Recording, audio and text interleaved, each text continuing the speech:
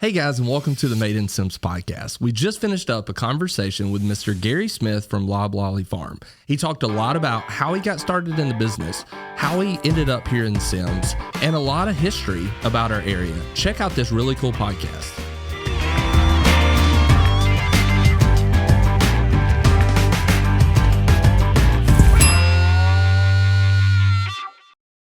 If you're looking to lose weight, get off medication, or just be a healthier version of yourself, you need to check out Richardson Health.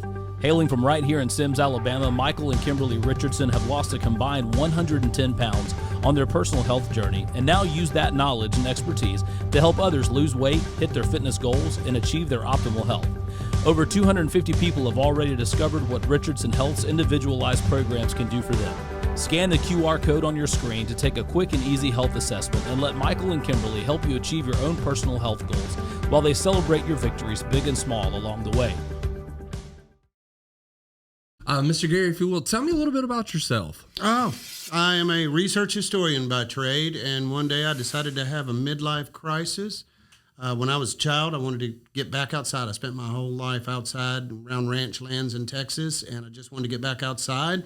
So I went and built Loblolly Farm at the end of Stone Road. That's awesome. Tell me a little bit about Loblolly Farms. Loblolly Farm is 400 acres total. The park itself, the part that we actually use for our weddings and our events, is in an area of 60 acres, making it one of the largest in the state. Awesome. 400 acres as far as event space. Of course, Purcell Farms outside of Birmingham, 3,800 acres, beautiful. Right. I'm striving. There you go. I'm striving. No, I've been out there to the farm. It's a beautiful place. You have. Where did the idea of it come from?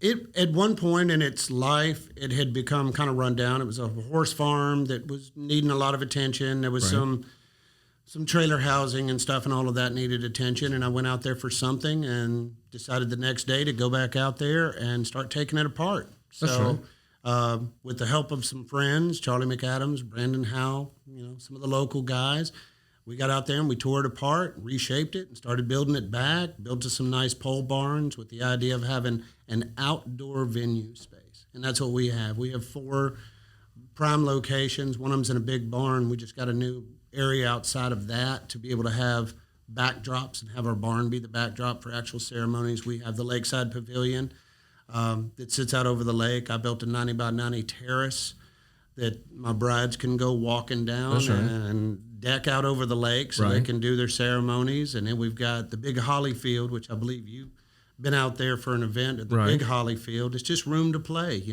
lot of grass for the kids to run around in, and completely safe environment, family friendly. It's what beautiful we're all about. Place here in Sims, Alabama. It really is. That's awesome. Tucked away at the end of the road. I've so many people have come down there for, they're going to a wedding and they're going to an event and they just want to see where it was because they've lived in this town their whole life and had never been down there, didn't know it was there. Right. So I get that almost weekly where I get grandparents are the best. Right. They show up and they go, we've been here our whole lives. Never been to the end of Never realized that it was back here. Never been to the end of the road. Little gym tucked away. So now we're screaming into our 4 years. We're working our way there, and we're back in construction right now. Right. That's what I was just about to say is what I love is every time I come and visit the farm, there's always something different. It's constantly growing, evolving, changing for the better. Yeah, when I was speaking to your producer, and I'm pretty sure he went onto our website, and it's not actually there, but in our Facebook page, you'll find some of the kookiest things that we've done. I put together a proprietary blend of fertilizers and took some strings and some stakes and went out and did a heart half the size of a football field on a hillside and started fertilizing it, and it came out absolutely beautiful. Oh, that's cool. And now we're getting ready to apply for a patent on that because it's the only time it's ever been done. The closest that I can get is those tulip fields in Denmark where they plant them in ribbons in between the valleys. And it was kind of taken off of that. It was something that we did by accident 20 years ago, and now it's a big, giant green heart on a dormant hillside. It's pretty neat. No, that's really cool. So I know you guys do weddings and stuff like that out there. Sure. What's some of your other larger events that you have? We have had, in the age of COVID, when COVID hit and we were allowed to reopen, we were an outdoor venue. And one of the first things that we had was a funeral because they weren't allowed to meet at the funeral home, the church, and a good number of people came out for that. Right. Local girl, born and raised right here in Sims. She passed away tragically at 32 years old or 33. Right. And her brother called me. We had worked together quite a bit out there at the farm. He's done a lot of stuff for me. Called me up and said, I hate to call you under these circumstances. And, of course, anything you need. Right.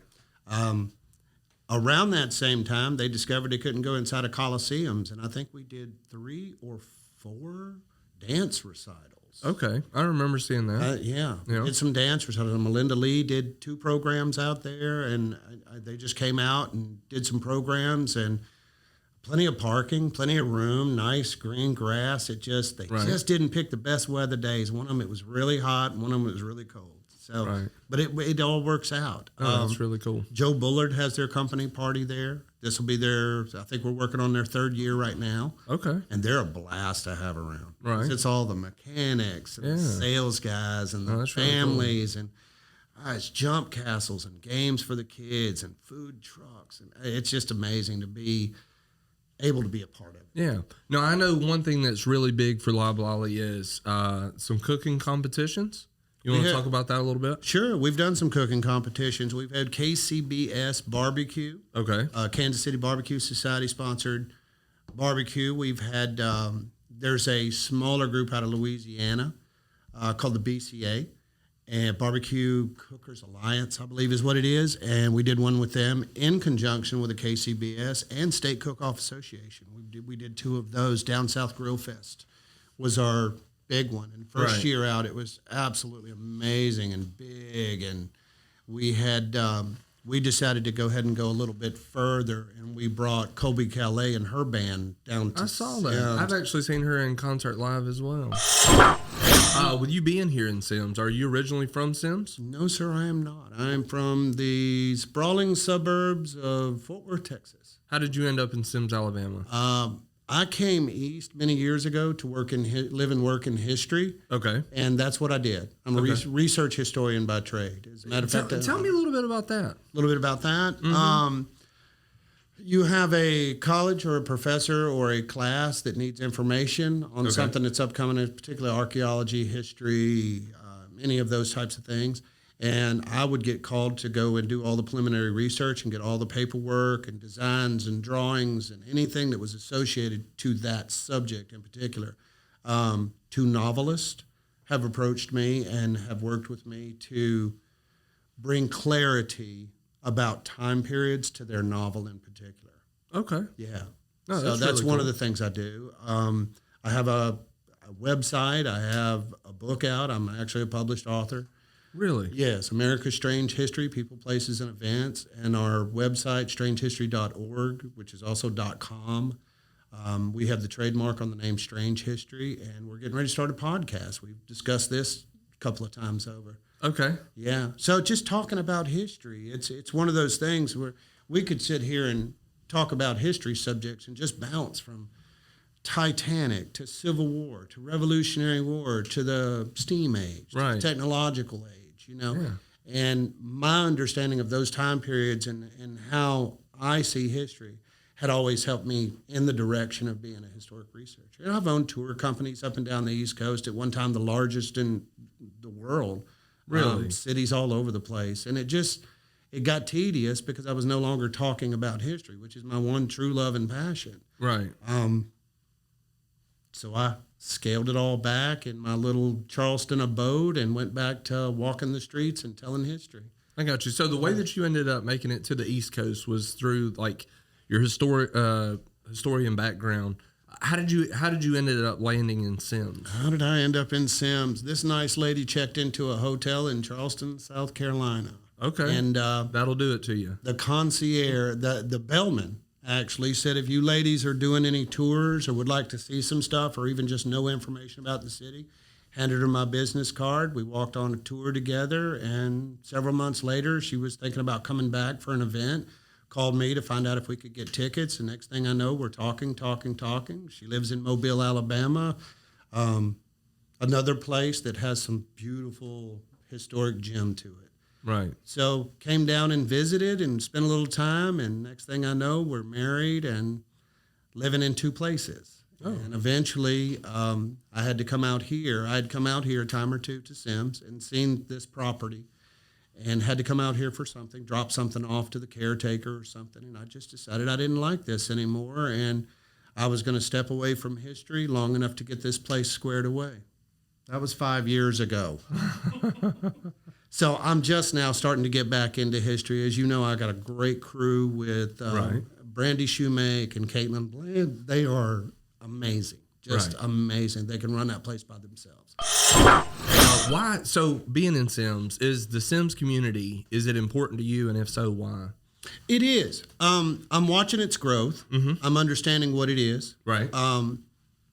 The ideals and concepts of small town are slowly kind of slipping away. It's folks like you that have lived here your whole life, and the Howells and Dodds, McAdams, pick the name. Right. And it's slowly slipping away and turning into a bedroom community. Right.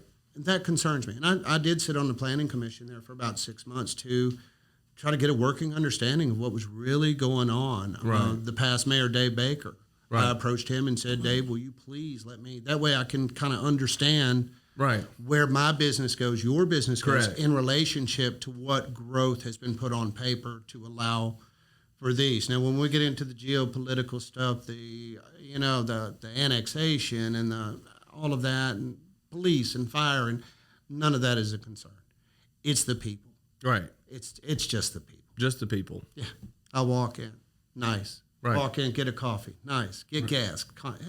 You can. That feel is still there. Right. And I love that. Yeah. To me, I feel like it's a gym located here in Mobile. I love the community that we live in, the people that's in the community, and just having relationships. That was one of the reasons for starting the podcast, is to be able to, my hopes is through the podcast that there's somebody that you come in contact, or that comes in contact with you, that didn't know you beforehand. You know what I mean? And that y'all's paths would cross because of this, because of this podcast. Which is so interesting. I don't know a lot of people in Sims, but a lot of people seem to know me. Really? I have Loblolly. I saw you on TV. Oh, yeah. Hey, did they ever find those vandals? Did y'all ever get fixed up after that storm? Because we've had our own series of tragedy, but our crew being our crew, we just pick it up and start all over again. We just get it all cleaned up and fix it and get right back to where we were before that storm, or that vandalism, or that encroachment came in. It's amazing whenever when you own a business in the community, you're on the news, you're on different things, people see you, but you don't always see people. And that's one thing that I love and dislike about social media, is the fact of it gives us the ability to be able to see what people show in their life. But you don't really get the opportunity to really know them. You know what I mean? You don't know the backstory. Yeah. I didn't know you were a historian. I knew that you owned Loblolly Farms. Yeah. You know what I mean? Yeah, I'm just a guy that showed up. Yeah, that's right. I'm just a guy that showed up one day. Before we got rolling, you were talking about the smallest church. Smallest church on earth. Talk to me about that. On earth. On earth. The smallest church in the world is in a place called Calora, Spain. It's 21 square feet. It's a monument built in 1987 to Christopher Columbus. It is attached and part of a larger Bastille church system, Catholic church system. And when we were looking at smallest churches, because it's perfect.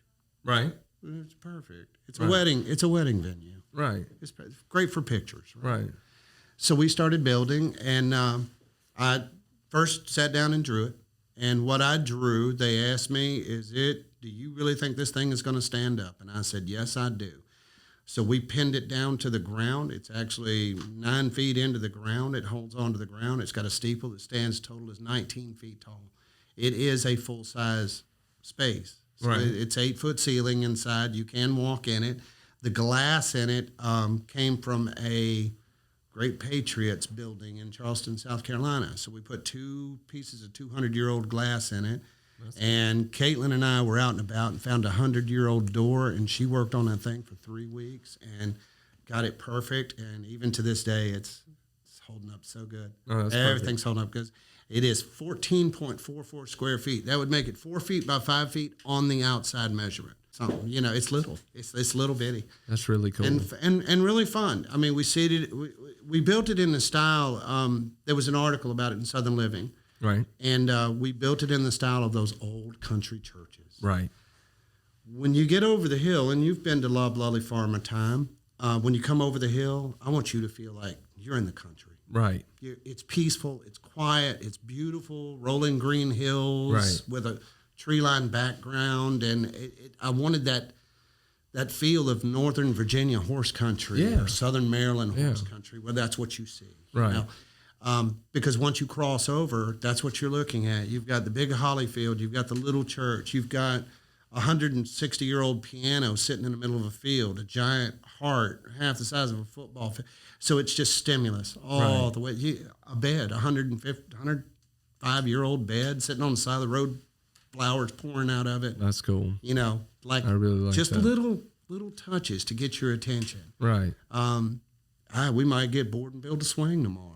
You know, just something just hanging, not to be used, just hanging. So That's you can right. see it. Are you a fan of the show Yellowstone? Huge fan. Huge fan. Do you feel like John Dutton sometimes? No. No. No. No. Which character do you relate to the best?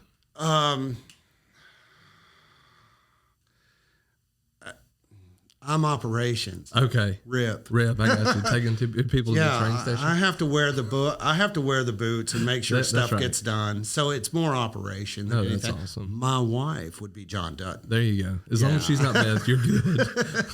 Yes, Miss Delory, she is the glue that holds us all together. No, I was going to ask you. Tell me a little bit about your family. She was born and raised in Mobile. Okay. Her son today is here. Grandkids are here. Our grandkids are here.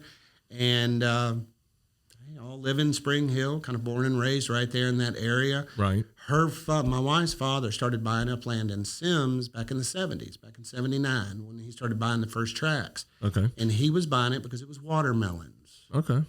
Hundreds of acres, 300 acres of watermelons. Okay. So in the mid-1980s, when the Secretary of Interior under Reagan came up with the tree program, he surmised that if enough failing farmers, got into the tree business, particularly in the South, two things would happen. It would be an unlimited supply of family money. So every 12 to 20 years, you're seeing some dividends pay back. That's right. And forestry comes in, puts it right back up. Oh, that's cool. So we work hand in hand with Alabama Forestry, Wildlife. We work with all of them. Right. I have to have communications a couple of times a year. But he started buying that up, and once the tree program fell into play under the Reagan administration, he went ahead and put in the trees. And we've been an operating pine farm since the mid-1980s. Now the new interstate that's coming through, the new road that's coming right through the middle of Stone Road. Does that help you, hurt you? What's your thoughts on it? I really can't see where it's hurting me. Okay. What it does is takes McCrary and most of Stone Road out of the equation. So if I've got, a bride out in Saraland, she's there and within a quarter mile of my front gate. Right. So it will ease, but our peaceful days, because this highway was specifically designed to get diesel trucks off of 98. Right. Our peaceful days will be interrupted by those sounds because I hear cars. Them working now. Just cars. Yeah. Just driving down, you can hear the tires. Right. So the big trucks are probably going to, but they won't mess with us at night. You won't hear it so much at night as you do in the daytime when we're having events and DJs and bands. Yeah. And you don't really get plagued by that too much. So we've talked about you've done a lot over the course of your life. Mm-hmm. Question for you: what drives you? What wakes you up in the morning?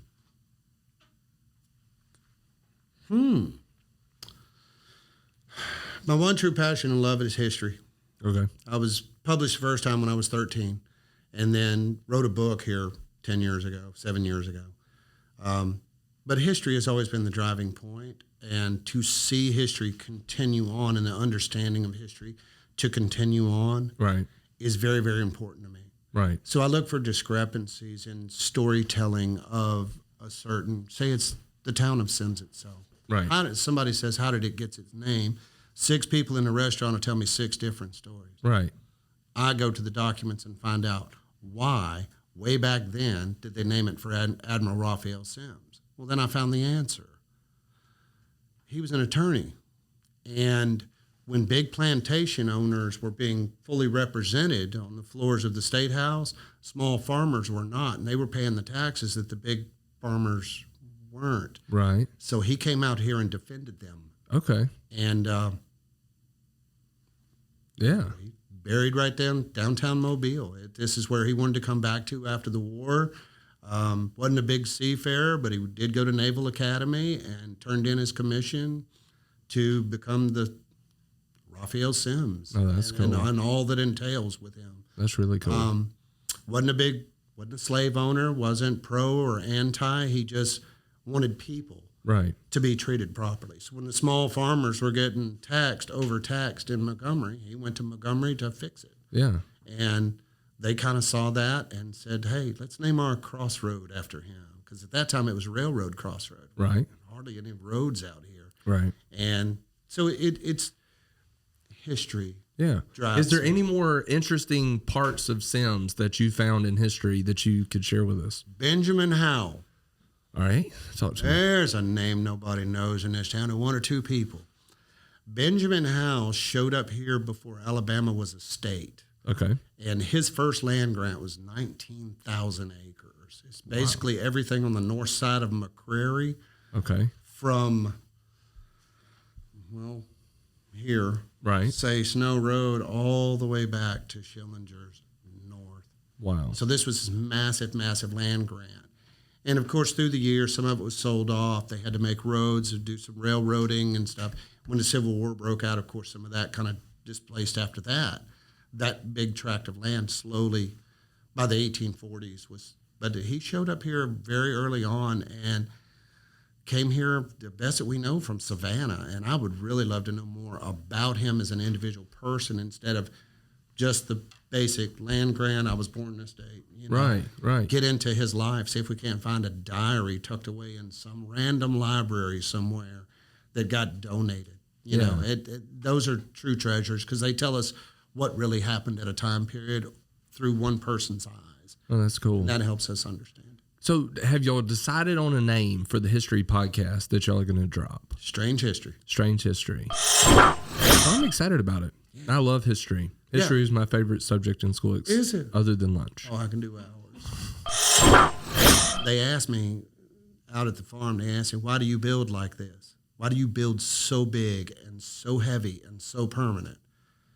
Because I want your grandchildren to know what's at the end of that road. No, that's cool. That's a good answer. I want people to, when I'm gone, I don't want it to go with me. Right. We've seen this time and time again with big businesses. They That's want right. to get sold off. And Yeah. I want it to live on. And the only way to do that is to build it where it just can't deteriorate. And that's making history. I think so. That's really cool. I'd like to. That's really cool. I appreciate your time on the podcast today. Sure. So we're going to tag all of your information right here on the screen. Excellent. But how does people contact you? Loblollyfarm.com. Awesome. That's first way and best way. You can go onto your iPhone. You can go onto your Android, loblollyfarm.com. Poke right up. Mobile wedding venues. Okay. We're first on the list. That's cool. I'm not mistaken. We seem to hover between first and second.